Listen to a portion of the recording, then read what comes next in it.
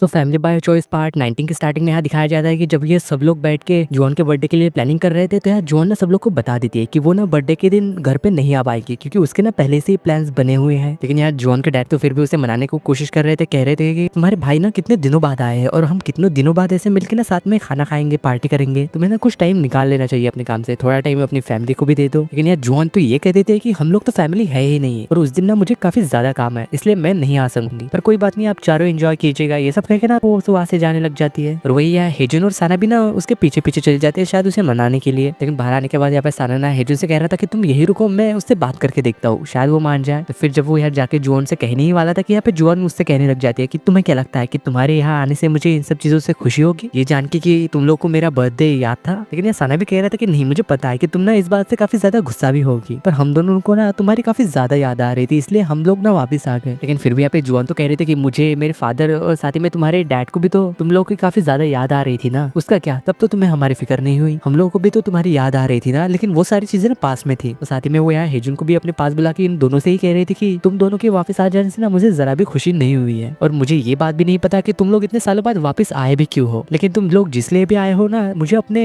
मामलों से प्लीज दूर रखो, मुझे इन सब में नहीं पड़ना। ये सब कह के ना शायद वो वहाँ से गुस्से में चली गई थी। तो वही जब बाद में यहाँ जुआन अपने अपार्टमेंट में आ चुकी थी जहाँ की दाल भी थी, यहाँ पे जुआन ना सोफे पे लेट जाती है और काफी ज्यादा सैड लग रही थी। तो दालू से पूछने लग गई थी कि वो दोनों कैसे है और क्या पता चला कि वो दोनों वापस इतने सालों बाद क्यों आए हैं। तो जुआन भी कह रहे थे कि वो तो मेरे बर्थडे के लिए यहाँ पे आए थे और उन्होंने कहा है कि वो लोग तो यहीं पे रुकने वाले हैं। मुझे समझ नहीं आ रहा कि उन लोगों के दिमाग में चल क्या रहा है। तो यार दाल तो ये सब बातों को इग्नोर करते हुए ये पूछ रहे थे कि हेजुन कैसा है, क्या वो अभी भी पहले जैसा ही है। तो जुआन भी उससे कह ही देते कि हाँ वो दोनों बिल्कुल वैसे ही है जैसे कि वो दोनों 10 साल पहले थे, लेकिन वो फिर भी इस तरीके से रिएक्ट कैसे कर सकते हैं जैसे कि कुछ हुआ ही ना हो। तो साथ ही में गुस्से में कह रहे थे कि मुझे क्या, वैसा भी मेरा तो अब उनसे कोई रिश्ता नहीं है और ना ही कोई लेना देना। तो यार दाल भी कह रही थी कि हाँ ठीक है, तुम्हें ना उन लोगों से मिलने की कोई जरूरत नहीं है और वैसे भी ये सिटी ना काफी बड़ी है और ऐसा भी नहीं है कि हम कहीं रास्ते पे एक दूसरे से टकरा जाए। लेकिन वही जब सीन शिफ्ट होकर में नेक्स्ट मॉर्निंग दिखाया जाता है, साना ना कहीं जाने के लिए तैयार हो रहा था और उसी अपार्टमेंट में ना हेजुन भी मौजूद था, यानी कि ये दोनों ना साथ में रह रहे थे। यहाँ वो साना से कह रहा था कि आज ना तुम जुआन को बता देना। ये सब सुनने के बाद जब साना वहाँ से बाहर निकलता है तो फिर हमें ये बात पता चलती है कि असल में ये दोनों ना बाजू वाले ही अपार्टमेंट में ठहरे हुए थे जहाँ की जुआन रहती है। तो उसी वक्त यहाँ पे जुआन और दाल भी अपने अपार्टमेंट से जब बाहर आती है तो वो देखती है कि यहाँ पे सामने वाले अपार्टमेंट से ना साना बाहर आ रहा था। ये देख के वो तो काफी ज्यादा शॉक हो गई थी और साथ में गुस्से में उससे पूछ भी रही थी कि तुम यहाँ क्या कर रहे हो। इसकी बात सुन के ना फिर यहाँ पे साना तो हेजुन को भी अंदर से बाहर बुला लेता है। तो हेजुन जैसा कि घर में था बिना कपड़े पहने हुए वो वैसे ही बाहर आ जाता है। तो उसे देख के ना यहाँ पे बेचारी दाल तो काफी ज्यादा शॉक हो गई थी, काफी ज्यादा जोर से चीख देती है। लेकिन फिर यहाँ पे साना तो ये कह के वहाँ से चला जाता है कि मुझे ना काम के लिए देरी हो रही है इसलिए मैं जा रहा हूँ, बाय। ये सब कह के ना वो तो वहाँ से कट लेता है। लेकिन यहाँ हेजुन तो बेचारा अकेला रह गया था। यहाँ पे जुआन जाके ना उसका दरवाजा पकड़ लेती है और उससे कह रही थी कि मुझे तुमसे बात करनी है और उससे फिर बाद में पूछती हुई कि तुम्हें पता था ना कि हम लोग यही रुके हुए हैं, ये कोई कोइंसिडेंस नहीं है, तुमने जानबूझ के यहाँ पे शिफ्ट किया हो। लेकिन यहाँ हेजुन तो उसके बाद का कोई भी जवाब नहीं दे रहा था, इसलिए यहाँ पे दाल उससे कह रही थी कि चलो हमें लेट हो रहा है इसलिए हम इससे बाद में बात करेंगे, आज के लिए इतना ही, चलो चलते हैं। लेकिन फिर भी यहाँ पे जाते हुए जुआन उससे कह जाती है कि तुम्हें मेरे स्टोर का एड्रेस तो पता है ना, इसलिए दोपहर में वहाँ जरूर आना, मुझे तुमसे अभी भी बात करनी है। ये सब कह के वो ना वहाँ से चली गई थी। और वही दूसरी तरफ जो सीन शिफ्ट होकर यहाँ पे सारा को दिखाया जाता है उसके हॉस्पिटल में वो एक डॉक्टर बन चुका है और उसके यहाँ इस नए हॉस्पिटल में ना पहला दिन था। वो जब यहाँ पे सबको अपना इंट्रोडक्शन देता है लेकिन वहाँ पे बैठा हुआ ना एक लड़का काफी ज्यादा खुश लग रहा था और ये और कोई नहीं बल्कि वही था जिसने कि जुआन को ना पहले प्रपोज किया था स्कूल टाइम में, जुनहून। फिर जब लोग ना वो लोग वहाँ से जा रहे थे और साथ में बातें भी कर रहे थे तभी ना वहाँ पे एक लड़की आ जाती है जो कि हेजुन की ना पहले एक्स गर्लफ्रेंड हुआ करती थी और वो भी ना अब डॉक्टर है और वो भी लोगों के साथ इसी हॉस्पिटल में काम करती है। वही सीन शिफ्ट होकर जब हमें पे स्टोर में दिखाया जाता है जहाँ की हेजुन ना जुआन से मिलने के लिए आ गया था, लेकिन फिर भी जुआन तो उसके काफी ज्यादा डांट रही थी और उससे पूछ रही थी कि तुम लोग वही पे क्यों शिफ्ट हुए हो जहाँ की हम रहते हैं, तुमने ये जानबूझ के किया ना। लेकिन यार वो तो कहने लग गया था कि मैं चाहता हूँ कि मैं तुम्हें और दाल को ना अच्छे से ट्रीट करूँ इसलिए ना मैं वहाँ पे शिफ्ट हुआ हूँ। लेकिन फिर भी यहाँ पे जुआन तो उससे कह रहे थे कि तुम्हें ना ये सब करने की जरूरत नहीं है, इससे अच्छा है कि तुम ना घर पे ही शिफ्ट हो जाओ डैड के साथ। वो भी कह रहा था कि मेरा भी ना पहले यही इरादा था और मैं भी वही करना चाहता था, लेकिन मैं ना सिर्फ कुछ दिनों के लिए शिफ्ट हुआ हूँ क्योंकि मुझे ना अभी भी काफी सारे काम करने हैं। तो यार जुआन उससे कह रहे थे कि मैं ये तो जानती हूँ कि साना ना जॉब करता है लेकिन ये भी पता है कि तुम अनएम्प्लॉयड हो, तो फिर तुम क्या करने वाले हो। तो यार हेजुन उससे कह रहा था कि मेरे भी ना कुछ प्लान्स है लेकिन वो सीक्रेट है, जब मेरा काम हो जाएगा ना तब मैं तुम्हें बताऊंगा। लेकिन फिर ना वहाँ से जुआन उठ के चली जाती है और उसे ना अपने कार्ड लाके दे देती है और उससे कह रहे थे कि अपने लिए ना अच्छे से स्नीकर्स खरीद लेना, तुम तो चप्पल में ही इधर उधर घूमते रहते हो और इस तरीके से मत घुमा करो, अपने लिए कुछ कपड़े भी खरीद लेना। ये सब देख के हेजुन तो उससे कहने लग गया था कि तुम मुझे ये सब इसलिए दे रहे हो ना क्योंकि तुम्हें ये देख के बुरा लगेगा अगर मुझे कोई गरीब समझेगा तो। लेकिन तभी ना हेजुन को एक मैसेज आता है जिसमें लिखा हुआ था कि हम लोगों ने ना आपके लिए प्रॉपर्टी ढूंढ ली है। ये सब देख के ना हेजुन खुश हो गया था और वो ना जुआन को बाय के वहां से चला गया था। फिर और दूसरी तरफ जब रेस्टोरेंट में दिखाया जाता है यहाँ पे सब लोग ना यही बातें कर रहे थे कि सना तो अब डॉक्टर बन चुका है, लेकिन हेजुन ना अभी भी अनएम्प्लॉयड है, वो क्या करने वाला है आगे। लेकिन वही यहाँ पे इन सब लोगों की बातें सुन के यहाँ सना के डैड और जोन के डैड तो काफी ज्यादा परेशान हो रहे थे कि इन लोग को इस बात की क्यों चिंता है इतनी। और वही सीन शूट होकर जब हमें फिर से हॉस्पिटल में दिखाया जाता है, जाके सना ना जुंगो से फिर से जोन के बारे में पूछ रहा था, तो वो भी उसे बता रहा था कि पहले ना टीचर्स जोन के लिए काफी ज्यादा परेशान रहते थे क्योंकि उसे नहीं पता था कि वो ग्रेजुएट होने के बाद क्या करने वाली है। लेकिन वो ना अब सबसे ज्यादा सक्सेसफुल और काफी ज्यादा इंडिपेंडेंट भी है, और क्लास में भी ना उस समय फिर उसने काफी अच्छे नंबर्स लेके आई थी, और साथ ही में उसका स्टोर ना इस सिटी के स्ट्रीट पे ना काफी ज्यादा मशहूर है। तो इस बात से यहाँ पे सना तो और भी ज्यादा क्यूरियस हो गया था, और वो उससे ना उसके बॉयफ्रेंड के बारे में पूछ रहा था